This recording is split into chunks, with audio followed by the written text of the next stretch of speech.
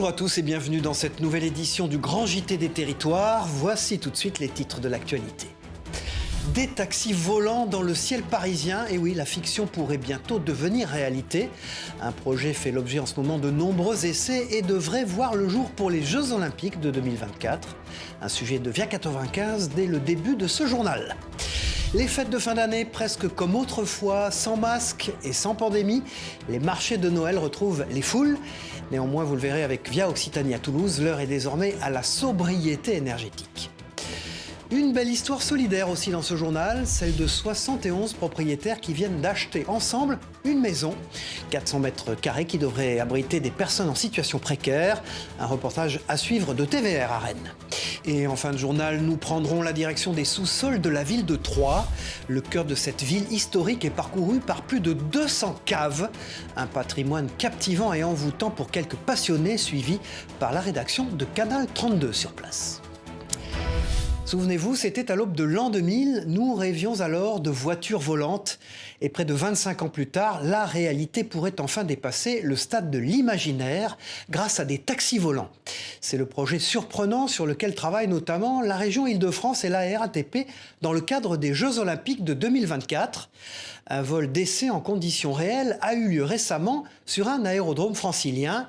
Volocity, c'est le nom de ce taxi-hélicoptère qui endure sur place toute une série de tests depuis un an. Précision et reportage d'Angélique Boilet et d'Elisa Zanetta pour Via 95. Baptisé Volocity, l'engin, à mi-chemin entre le drone et l'hélicoptère, prend son envol au-dessus des pistes de l'aérodrome de Pontoise-Cormeilles. Le futur taxi volant, surmonté de 18 rotors, effectue un vol en conditions réelles dans un espace aérien resté ouvert. Cette première en Europe est l'aboutissement d'une année de tests dans le Val d'Oise, menée par le constructeur aéronautique allemand Volocopter et ses partenaires, la région Île-de-France, la RATP et ADP. Jusqu'à maintenant, on a testé des briques. On a testé l'acoustique, la dernière fois à Pontoise en mars dernier. On a testé le dialogue avec la tour de contrôle en septembre dernier. Là, on assemble les briques. L'appareil décolle et il s'insère dans le trafic aérien. L'objectif commun, transporter les premiers passagers lors des Jeux Olympiques de 2024. Avec une dizaine de taxis volants déployés dans le ciel francilien, 3 liaisons sont à l'étude. La première devrait relier Paris et Versailles, entre l'héliport d'Issy-les-Moulineaux et l'aérodrome de Saint-Cyr-l'École. La seconde connecterait les aéroports Charles de Gaulle et Le Bourget. Enfin, la troisième permettrait de partir de l'un de ces deux aéroports vers l'est de Paris pour atterrir sur une barge en face de la gare d'Austerlitz. Aujourd'hui, on a un écosystème complet, c'est-à-dire que là, vous voyez ce qui va se passer en 2024. C'est-à-dire, ok, j'arrive dans un vertiport, soit sur un aéroport, soit en centre-ville. Je vais passer dans le terminal, je vais faire mes contrôles de sécurité, je vais attendre mon vol, je vais monter dans la machine, je vais partir tel qu'elle a volé tout à l'heure et je vais me rendre à ma destination. Ce test grandeur nature reste suspendu à l'obtention de la certification de l'Agence européenne de sécurité aérienne. Si feu vert il y a, en 2024, l'appareil 100% électrique ne pourra transporter qu'un seul passager avec un pilote à bord. On est sur un niveau d'émission proche de celui d'un autobus conventionnel. Et à ce titre, on estime qu'il peut avoir sa place en environnement urbain. Si l'expérimentation est concluante, des engins autonomes sans pilote pourraient voler à l'horizon 2030. Des modèles plus grands également. Un Volocity 6 places est actuellement testé en Allemagne. Aucun tarif n'est pour l'heure arrêté, mais la volonté est de proposer un prix comparable à une course VTC. Voilà, et qui sait, peut-être bientôt, c'est le Père Noël qui livrera ses cadeaux grâce à l'un de ses engins volants. Noël, justement, parlons-en, entre la course aux cadeaux et les premiers achats pour les repas de fête, les Français se préparent à se réunir en famille. Rendez-vous incontournable de ce mois de décembre, les marchés de Noël reviennent en force après les années Covid. Sans masque et sans distance, la préoccupation est désormais aux économies d'énergie. Exemple à Toulouse avec ce reportage d'Hervé Lisa pour Via Occitanie. Du vin chaud et de l'aligot, des éclairages et du patinage. Pas de doute, le marché de Noël est bel et bien de retour. Un rendez-vous annuel que ne manquent pas Toulousains et touristes. À chacun ses plaisirs. Les décorations, le vin chaud, les odeurs, voilà. L'aligot est bon, il y a plein de petits artisans et plein de choses chouettes à regarder, ça brille partout. Voilà, c'est bien la magie de Noël. ça fait du bien. Je pense que Noël, c'est une parenthèse dans une année et il faut quand même en profiter. Une parenthèse dans un contexte de crise énergétique. Les 88 exposants installés sur la place du Capitole vont devoir s'adapter. On n'a pas forcément le droit au chauffage, au gaz, voilà, donc on s'habille un peu mieux et on va mettre des bonnes chaussettes, des bonnes chaussures et voilà. En cette période de Noël, la municipalité prend certaines mesures au niveau de l'éclairage. Donc nous avons 100% de notre éclairage qui est un éclairage LED et pour participer donc à l'effort national, nous avons décidé effectivement de donner quand même aux Toulousains la joie de Noël tout en rétrécissant un peu le temps d'illumination, c'est-à-dire qu'au lieu de commencer ce soir, ça commencera le 2 décembre pour terminer le 2 janvier. Et nous éteindrons l'éclairage à 22h le soir.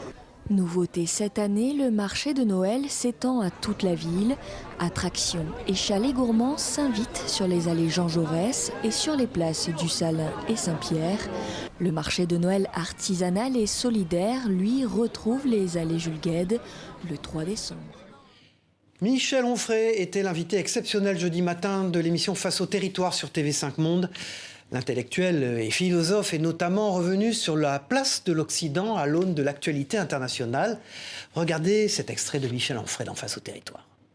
Selon vous, Michel Onfray, sur les mois à venir, durant les années à venir, est-ce que nous allons assister à un regain de corrélation, pour ainsi dire, ou une nouvelle corrélation entre la richesse d'un État et la détention de ressources naturelles par ce même État, ou plutôt à l'élaboration d'un nouvel échiquier de domination? Jusqu'à présent, l'échiquier de domination nous portait vainqueurs, occidentaux. Qu'en sera-t-il demain? Vous avez parlé de l'Occident, il faut éclairer le concept, parce que je pense qu'il y a deux Occidents. Il y a un vieil Occident qui s'effondre, c'est la France et l'Europe, ça c'est un monde ancien. Mais il y a un autre Occident qui est le monde judéo-chrétien sur la totalité de la planète. Si on élargit cette Europe, on voit bien qu'on a beaucoup de choses en commun avec l'Australie, avec la Nouvelle-Zélande, avec les États-Unis, avec le Canada par exemple. Et si c'est fini pour nous l'Europe, ce que je pense, ça n'est pas fini pour les États-Unis. Et vous savez aussi que les États-Unis, c'est un mouvement de la côte est vers la côte ouest. C'est-à-dire que quand les migrants de l'époque, les Européens d'une certaine manière arrivent sur cette côte, y compris les Vikings quand ils arrivent il y a 1000 ans, eh bien ils s'installent et puis ils poussent les populations autochtones et ils détruisent les Indiens qui sont là. Et ils arrivent sur la côte ouest, puis après il n'y a plus rien. Et je pense que l'avenir de l'Occident, il est là-bas. C'est-à-dire côte ouest, il est à San Francisco, il est à Los Angeles, il n'est plus à Paris, et il n'est sûrement pas en Europe. Voilà, Face au territoire avec Michel Onfray est à voir ou à revoir sur le site internet de TV5 Monde et sur les sites des partenaires de l'émission, Ouest France, Nice Matin, France Antilles, 20 minutes et Centre France, La Montagne. Sans transition, et si vous achetiez votre maison avec 70 autres personnes? L'idée peut sembler surprenante, c'est pourtant bien le projet que mènent actuellement des habitants de Redon dans l'Ille-et-Vilaine. L'achat d'un pavillon de 400 mètres carrés, citoyen et solidaire, permettra à terme de créer 6 logements indépendants pour héberger des personnes sans papier et précaires. Les détails avec la rédaction de TVR à Rennes sur place. Imaginez une maison de 400 mètres carrés gérée par 71 propriétaires. C'est le pari de la Grande Maison. Le projet commence il y a plus d'1 an et demi lorsqu'une adhérente de l'association Soutien Migrants Redon demande de l'aide pour héberger une famille d'exilés. Elle envoie un mail à tout son carnet d'adresses et sans faire exprès à David Laurent. Le lendemain, je reçois une réponse. J'avais prévu d'acheter avec 2 ou 3 autres investisseurs un logement sur Rennes pour le mettre à la disposition d'Habitat Humanisme. Mais ton message me fait réfléchir. Pour moi, ça ne change rien d'investir sur le pays de Redon. Avec une enveloppe de 530 000 €, 6 logements autonomes seront créés, 2 appartements destinés à des exilés sans papier, 2 autres à des personnes précaires et enfin 2 seront loués au prix du marché. Et ça a une utilité sociale, une utilité sociétale je dirais même, parce qu'on essaie aussi de faire bouger les lignes, on essaie aussi de dire à d'autres, vous pouvez faire pareil, vous pouvez tout à fait acheter un bâtiment, acheter une maison, acheter un immeuble et rendre service à des gens qui n'ont pas de logement. Samedi après-midi, les 5 commissions de travail se réunissent pour discuter de l'aspect juridique, économique, technique, communication et ici de la vie dans la Grande Maison. Moi, ce qui me plaît là-dedans, c'est de voir tout ce collectif en fait qui porte et puis de voir l'énergie qui est donnée par certaines personnes. Je suis absolument sciée par ça. L'éco-rénovation sera privilégiée pour les travaux. Une buanderie, un grand hangar et le jardin de 2000 m² seront des espaces partagés. Mise en location de la Grande Maison prévue début 2024. Voilà un beau projet solidaire qui nous conduit désormais dans la Sarthe, où une dizaine de chefs ont dégainé couteaux et tabliers pour préparer une soupe solidaire au menu citrouilles, butternuts et autres légumes de saison. Pour l'occasion, leur cuisine n'était rien d'autre qu'un parc d'attractions. Vous allez le voir, un sujet de Florian Vosnack pour LMTV Sarthe. C'est une cuisine un peu particulière. Au cœur du parc Papéa, les chefs aiguisent leurs couteaux pour s'attaquer aux nombreuses courges qui les attendent.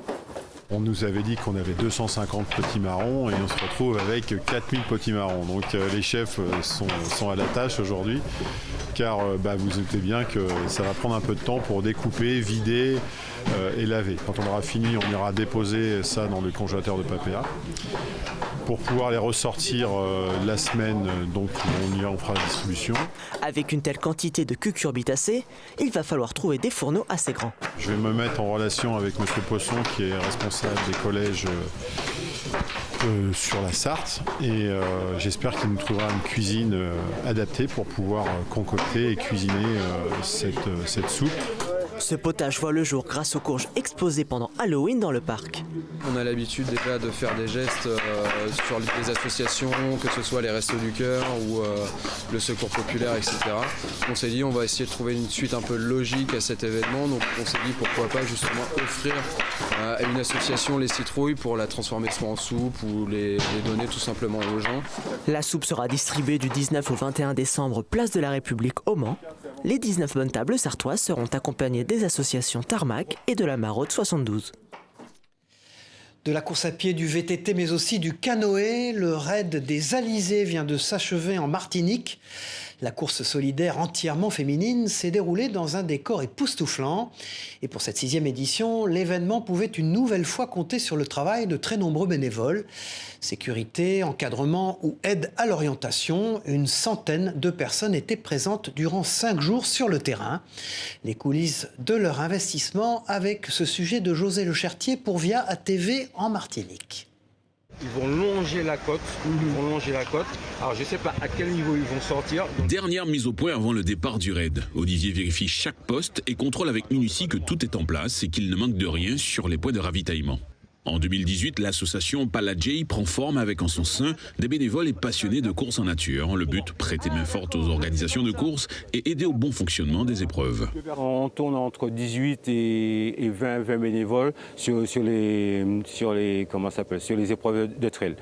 En sachant que y a pas mal d'intersections. D'autres bénévoles contribuent à la bonne marche de l'événement. Daniel fait partie de ceux-là. Avant chaque épreuve, il place ses coéquipiers à des points stratégiques afin d'assurer la sécurité des concurrents. Ok,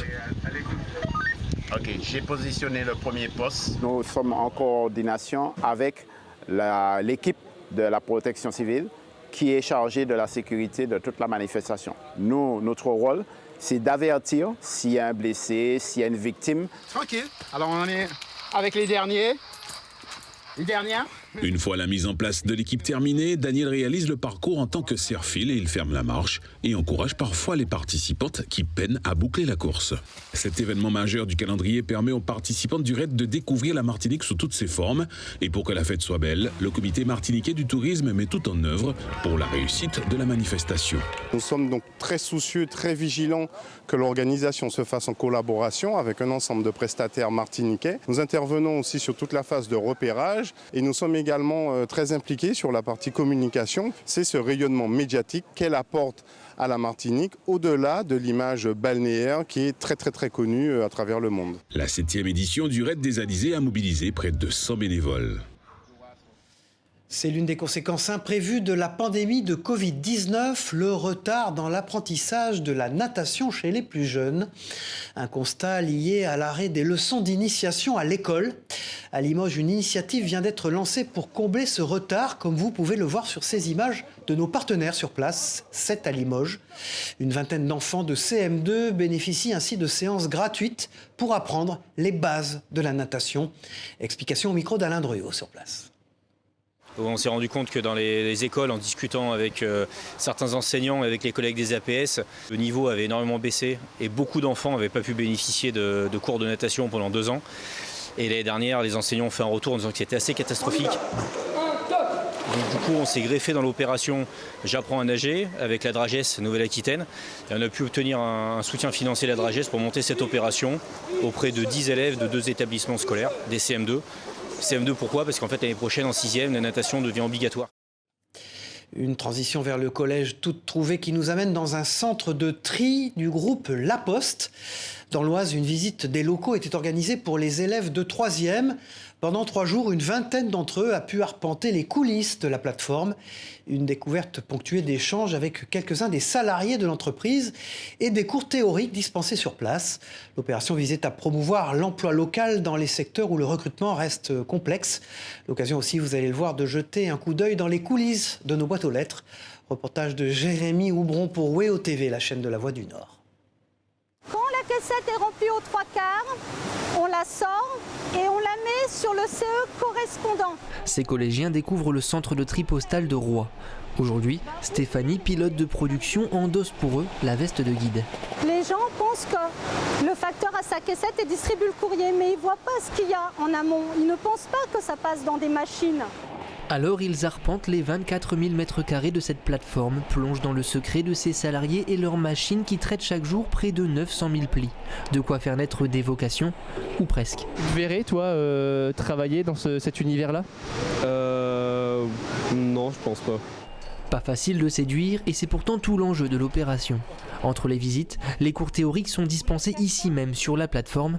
L'immersion est totale.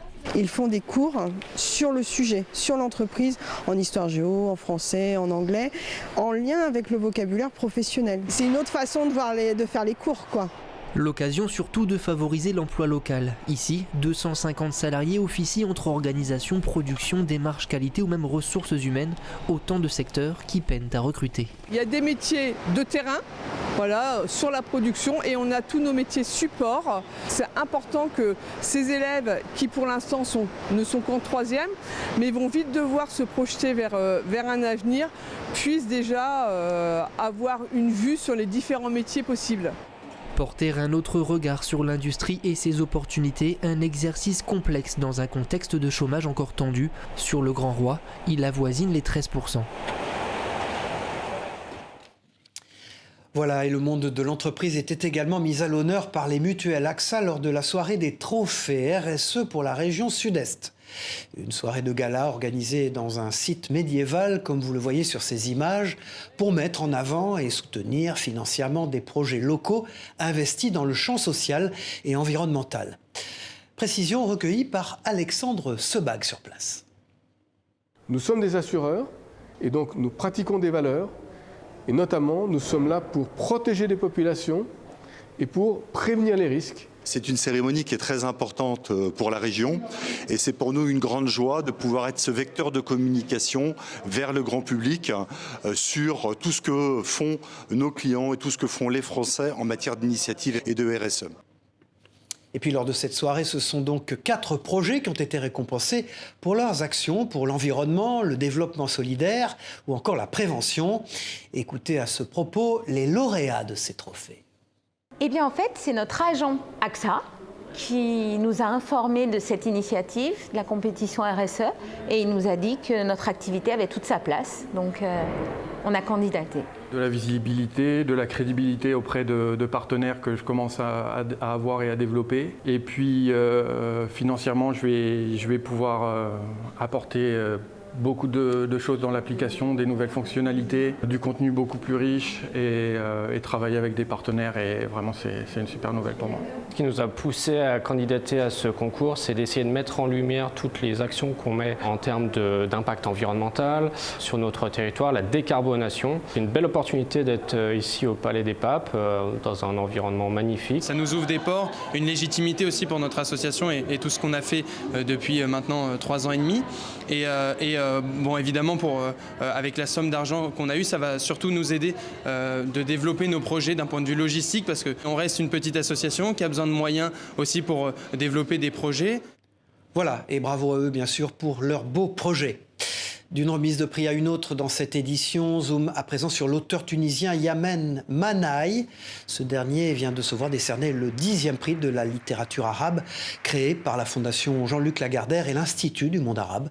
L'écrivain est ainsi récompensé pour son roman Bel Abîme, paru aux éditions Elisade. Un ouvrage dans lequel il trace le parcours d'un adolescent révolté dans la Tunisie des banlieues populaires.